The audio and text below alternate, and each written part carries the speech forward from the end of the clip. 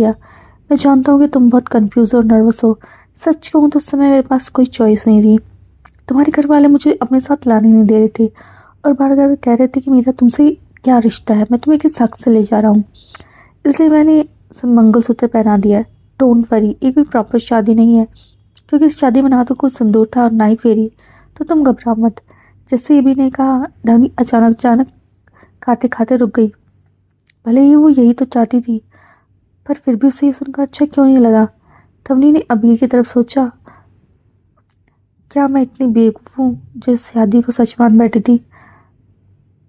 फिर उसके बाद वो कुछ नहीं बोल पाई और उसने हल्के से अपना सिर हिलाया और खाना खाने लगी, पर वो लजीज खाना उसे बेसवार लग रहा था। ऐसा क्या हो गया था उन दोनों को नहीं पता था। अबीर फिर बोला, क्या तुमने वो पढ़ा था जो मैंने दिया था। धवनी ने हैरानी सभी को देखा।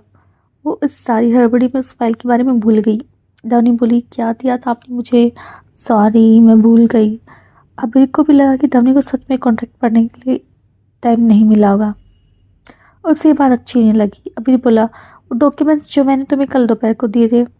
तब जाकर धवनी को याद आया और उसने फाइल के बारे में, और वो बोली, सॉरी, सब कुछ इतना हड़बड़ी में हुआ कि पता ही नहीं चला। अबीर उसकी बात समझ गया, बोला, इट्स ओके, मैं समझता हूँ, और वो खाना खाने लगा। अचानक से धवनी ने कहा, थैंक्स। तो अबीर ने हैरानी से उसे देखा।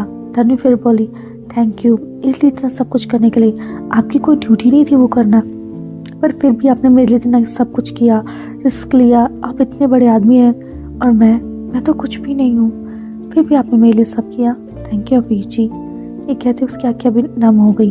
अबीर बोला, तुम कुछ नहीं हो, ये तुमसे किसने कहा। तुम मेरे लिए बहुत इंपॉर्टेंट हो धवनी। धवनी को रोते देखकर अबीर के मुंह से इमोशनल होकर ये बात निकल गई। धवनी भी खाते खाते रुक गई। उसने हैरानी से अबीर को देखा। अबीर को भी अपनी गलती का एहसास हुआ और बात संभाल कर बोला, मेरे लिए, अरमान के लिए, विशाल, बाकी दादी, सबके लिए। धवनी मुस्कुराकर बोली, ओह अच्छा। धवनी ने हाँ में सिर हिलाया। अबीर फिर बोला, धवनी, मैं तुमसे कुछ रिक्वेस्ट कर सकता हूँ। इस पर धवनी ने कहा, रिक्वेस्ट नहीं, आप जो कहेंगे वो मैं मानूंगी। ये जिंदगी आपकी अमानत है, आखिर आपने मुझे बचाया है। अबीर बोला, धवनी प्लीज़ डोंट सी दैट। वो गलत था और मैंने वो किसी इंसान के लिए नहीं कहा था। इस बात को साइड में रखो और ये बात अपनी चर्च से एक्सेप्ट या रिजेक्ट तुम कर सकती हो। धवनी बोली, ओके। अबीर ने धवनी का हाथ पकड़कर कहा, क्या तुम इस शादी को निभा सकती हो।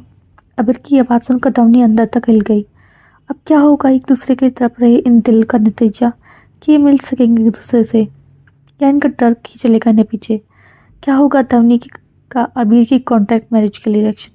क्या सच में मिलकर फिर एक दूसरे से दूर हो जाएंगे अबीर और धवनी। जानने के लिए बने रहिए सिर्फ और सिर्फ मेरे साथ। Thank you. हेलो फ्रेंड्स, मैं हूँ ड्रीम वर्क्स हीरो।